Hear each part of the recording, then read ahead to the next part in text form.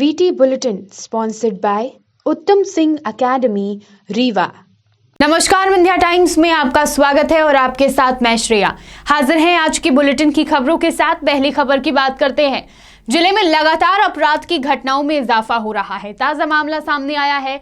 Civil line थाना क्षेत्र अंतर्गत झिरिया नाले में एक युवक का शव मिलने से हड़कंप मच गया है।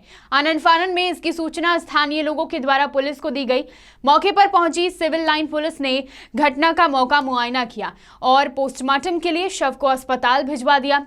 तत्काल इसकी सूचना परिजनों को दी गई। सूचना मिलते ही परिजन भी घटना स्थल पर पहुंच गए। परिजनों ने जानकारी देते हुए बताया कि मृतक युवक का शव जिस हालत में पड़ा है, इससे लगता है कि मृतक युवक की हत्या की गई है। बताया जा रहा है कि मृतक युवक किस तरह वहां पहुंचा, इसका अभी खुलासा नहीं हुआ है। पुलिस पूरे मामले की जांच कर रही है और आगे की कार्यवाही जांच के आधार पर की जाएगी। सर, झिरिया नाले से 100 बरामद हुआ है। हाँ, 100 बरामद हुआ है और जो भी 100 इस तरह बरामद होता है, हमारे कानूनन हम उसको संदेहास्पद मृत्यु को मानते हुए उसकी जांच करते हैं और हमारे थाना प्रभारी मौके पर पहुंचे हुए हैं। उसका पंचनामा कार्रवाई आदि कराकर उसका पीएम कराया जाएगा। पीएम रिपोर्ट के बाद जैसा भी होगा वैसी कार्रवाई की जाएगी। जिले में जमीनी विवाद के मामले बढ़ते जा रहे हैं। बीते हुए साल में भी जमीनी विवाद से कई लोगों की जान चली गई, लेकिन इस शुरुआती साल में भी जमीनी विवाद के मामले सामने आ रहे हैं। इसी तरह एक और मामला जमीन विवाद से जुड़ा हुआ सामने आ रहा है, जहां पर मारपीट की घटनाएं होने लगी हैं। ताजा मामला रीवा जिले के बैकुंठपुर थाना अंतर्गत नेबुआ गांव से है, जहां पारिवारिक विवाद में जिला पंचायत सदस्य सहित उनके घर के सदस्यों के साथ आधा दर्जन लोगों ने जमकर मारपीट की, जिसमें जिला पंचायत सदस्य गंभीर रूप से घायल हो गए हैं। घायलों को परिजनों के द्वारा उपचार के लिए संजय गांधी अस्पताल ले आया गया है, जहां जिला पंचायत सदस्य की हालत नाजुक बनी हुई है। जानकारी के अनुसार जिला पंचायत सदस्य का शुक्रवार को परिवार के एक सदस्य से कहासुनी हो गई थी। मामूली बात पर विवाद शुरू हो गया और इस विवाद ने हिंसक रूप ले लिया। परिवार का दूसरा पक्ष जिला पंचायत सदस्य के ऊपर हमला कर दिया, जिनकी हालत नाजुक बनी हुई है। इस घटना में 3 लोगों के घायल होने की जानकारी सामने आ रही है।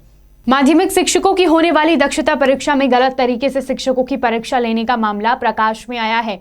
जानकारी के अनुसार जिन माध्यमिक शालाओं का रिजल्ट 40% से कम है, उन्हीं शालाओं के माध्यमिक शिक्षकों को उच्च दक्षता परीक्षा में शामिल किया जाना है। लेकिन होने वाली इस दक्षता परीक्षा में उन माध्यमिक विद्यालयों के शिक्षकों को भी सम्मिलित किया जा रहा है जिनका 40% से भी ज्यादा रिजल्ट है।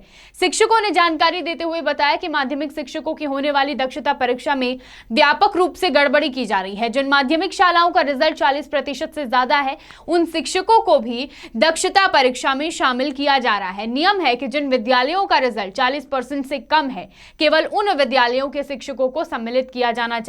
लेकिन उन्होंने बताया कि इसकी शिकायत संकुल के माध्यम से जिला शिक्षा कार्यालय में दर्ज की गई, लेकिन इस पर अभी तक कोई कार्यवाही नहीं की गई है। क्या समस्या है आपकी? आप लोग उधर उधर भटका जा रहा है। सर, हम प्राथमिक टीचर हैं और हमारा नाम परीक्षा में आ गया है। दक्षता की परीक्षा जो माध्यमिक शिक्षकों की होनी है, उसमें प्राथमिक टीचर का भी नाम दिया गया है, तो ये त्रुटिपूर्ण समझ में आता है। समझ में आता है कि है ही है। इसकी जानकारी आपने कहाँ दी? इसकी जानकारी हम अपने संकुल के माध्यम से उनसे वेरीफाई करके यहाँ डीओ ऑफिस में दिया है, पीएल सर को, और बोले हैं कि अब प्राथमिक वालों का नहीं होगा। शासन का आदेश क्या है? शासन का आदेश है कि 0 से 40% जिनका रिजल्ट है उनके 40% से नीचे जिन विद्यालयों का रिजल्ट है माध्यमिक शालाओं का, उनके माध्यमिक शिक्षकों की परीक्षा होगी दक्षता की। आपके विद्यालय में कितना परसेंट है जहाँ पदस्थ है? हम जहाँ पदस्थ हैं तो हमारा जितने भी बच्चे 1 से 8 तक सभी पास हैं। समस्याएं क्या आ रही है? क्या समस्या आ रही है आपको इस समय? यहाँ पर समस्या ये आ रही है कि हमारा नाम दे दिया गया है उस लिस्ट में। गलत तरीके। क्या त्रुटि क्या है? त्रुटि ये है कि हमको माध्यमिक शिक्षक दिखाया गया है उसमें। क्या चाहते हैं आप? हम जो हैं, जो हमारा आदेश है, हम प्राथमिक परीक्षाएं किस दिनांक को होनी है? परीक्षाएं ये अभी 4 तारीख को होनी है।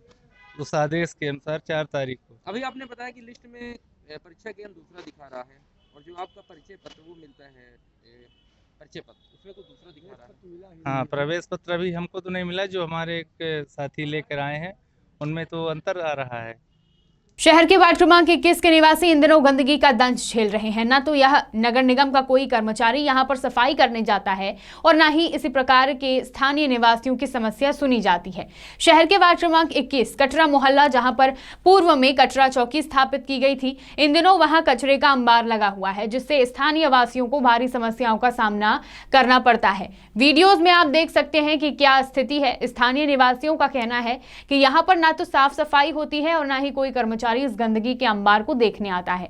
स्थानीय निवासियों ने यह भी कहा कि इस चौकी पर स्थानीय लोगों का ही अतिक्रमण है और उनके द्वारा भी यहाँ पर गंदगी की जा रही है, लेकिन शासन प्रशासन के द्वारा किसी भी प्रकार की कार्यवाही नहीं की जा रही है, न ही यहाँ पर साफ सफाई की ओर कोई ध्यान देता है।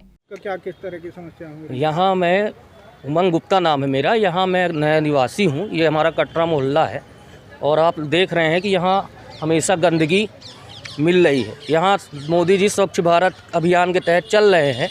हमारे मोहल्ले में एक भी आप देखिए ना सफाई सॉलिड होती है ना अच्छी, आप देख लीजिए आपको साक्षात दिखेगा।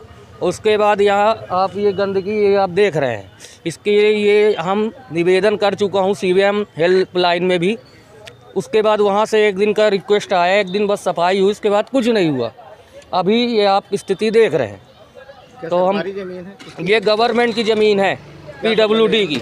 यहाँ पहले पुलिस चौकी थी, यहाँ पहले पुलिस चौकी थी। अब ये अवैध कब्जा हो गया है, आधा ये टेंट वालों ने किया है और आधी अभी बची है। तो इसमें आपका ये ऐसे गंदगी दिख रही है। किनके द्वारा ये कब्जा किया गया? ये एक टेंट वाले हैं भैया हैं, वो कब्जा किए हुए हैं। कब्जा ऐसा वो किए नहीं है, सामान रखे हैं, वो हटा लेंगे जिस दिन PWD से नगर निगम से आदेश आएगा। तो ये मतलब कितने लोगों को समस्याएं होती होंगी? ये सभी को आप यहाँ पूरा मोहल्ला पूरा गंदगी सुमरी, ये आप देख लीजिए पूरा गंदगी से भरा भरपूर है।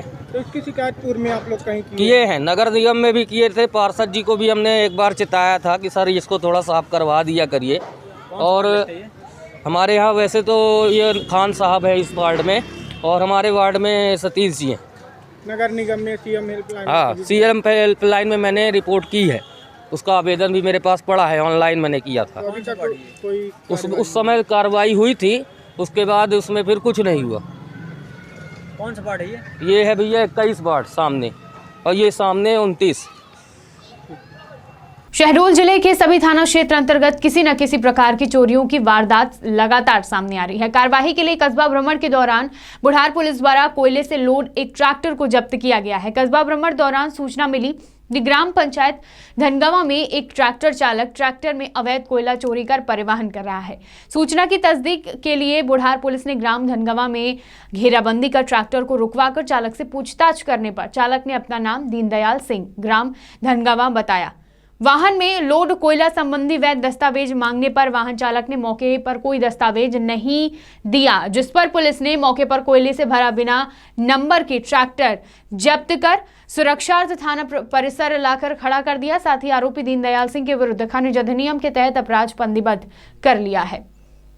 शहडोल से पंकज राव की रिपोर्ट। सरकार गरीब को मकान से लेकर हर सुविधा मुहैया करा रही है, पर अधिकारी सरकार की योजनाओं को खोखली करते दिख रहे हैं। ऐसा ही नया मामला शहडोल जिले के तहसील बुढ़ार के ग्राम हाथीडोल से सामने आया है, जो गरीबी की मार झेल रहा है। एक वर्मा परिवार है जहां पति पत्नी दोनों विकलांग हैं। प्रशासन की योजनाओं का लाभ पाने के लिए कलेक्ट्रेट से लेकर तहसील तक दर दर की ठोकरें खाते दिख रहे हैं, पर जिला प्रशासन आज भी मौन बना हुआ है। राजेश वर्मा की कहानी सुनकर हर किसी का दिल सहम जाए। राजेश वर्मा ने मीडिया को बताया कि मैं बचपन से ही दोनों पैर से विकलांग हूं और मेरी पत्नी भी एक हाथ से विकलांग है। मैं शासन प्रशासन के दरवाजे आज 10 वर्षों से शासन की योजनाओं को पाने के लिए खटखटा रहा हूं, पर गरीबों की कौन सुनता है। मैं शासन से विकलांगों को मिलने वाली ट्राई स्कूटी के लिए भी कलेक्ट्रेट से लेकर तहसील तक कई बार आवेदन कर चुका हूं, पर आज तक मुझे शासन का यह लाभ नहीं मिल पाया। राजेश वर्मा ने मीडिया से यह भी बताया कि मेरी पत्नी एक हाथ से अपाहिज है, उसके पेंशन के लिए मैं कई बार तहसील बुढ़ार के चक्कर लगा रहा हूं, पर आज तक मेरी पत्नी को पेंशन का लाभ नहीं मिल पाया। आखिरकार यह कैसी सरकार है जहां योजनाएं तो बहुत हैं, पर गरीबों के लिए ना तो कोई योजनाएं काम आ रही हैं और ना ही कोई अधिकारी। इन योजनाओं का लाभ गरीबों को मिलना चाहिए पर मिल नहीं रहा है। विकलांग राजेश वर्मा ने यह भी बताया कि मैं पढ़ा लिखा हूं व कलाकार भी हूं, मेरे पास कोई रोजगार नहीं, लोन के लिए दर दर की ठोकरें खाया, पर आज तक किसी भी बैंक ने मेरी मदद नहीं की। यह सिर्फ एक की कहानी नहीं है। राजेश वर्मा जैसे न जाने कितने और भी गरीब हैं जो आज भी सरकार की योजनाओं से वंचित है। शहडोल से पंकज राव की रिपोर्ट। राजेश वर्मा कहाँ के निवासी हैं? हाथीडोल वार्ड नंबर 1 धनपुरी नगर पालिका। किस समस्या को लेकर आप आए हैं? मैं यहाँ पे पेंशन के लिए आवेदन लगाने आया था अभी, तो बोले कि लोक सेवा केंद्र अभी बंद है शनिवार के चलते, सोमवार को हो जाएगा आपका काम। और सबसे बड़ी समस्या मेरे को साधन का है सर। मैं 10 साल से परेशान हूँ बिना साधन का। बैसाखी से चलते चलते हाथ में छाला हो गया है। मेरे घर के लोग भी बीमार पड़ जाएं अचानक तो कोई व्यवस्था नहीं। मैं विधायक जी से भी आवेदन लगाया था पर उसमें भी कोई सुनवाई नहीं हुआ आज तक। मैं पढ़ा लिखा भी हूँ, 12वीं मेरा कंप्लीट है। आधा भारत इंटरव्यू देते देते 10 साल बीत गया, ना तो नौकरी लगा ना कहीं कुछ हुआ आज तक। और ना तो लोन की व्यवस्था मेरे को दी जा रही, ना नगर पालिका की तरफ से, ना तो विधायक द्वारा और ना तो कलेक्टर साहब द्वारा।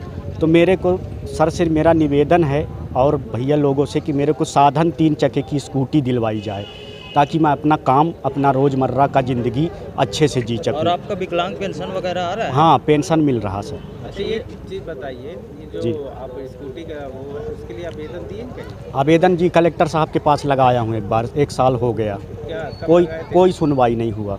कितना समय बीत गया उसको? 1.5 साल हो गए। फिर दोबारा आप नहीं गए वहाँ? फिर नहीं गया सर मैं। जाने के लिए कोई साधन भी नहीं, कोई घर से ले जाए बाइक में बैठा के तब फिर बनता है जाते। बस में भी उतरने चढ़ने में तकलीफ़ होती है। मेरी घरवाली भी विकलांग है, बच्ची भी विकलांग है। अब कहीं आना जाना हुआ, दवाई गोली के लिए भी अपन किसी को 100 रुपया में ऑटो बुक करके अपना राशन लेने जाते हैं। इतनी ज़्यादा समस्या बच्चे हैं है। आपके? 2 बच्चे हैं सर। 2 बच्चे। जी। विंध्य की तमाम खबरें लेकर कल फिर हाजिर होंगे। देखते रहिए विंध्या टाइम्स। बहुत बहुत धन्यवाद।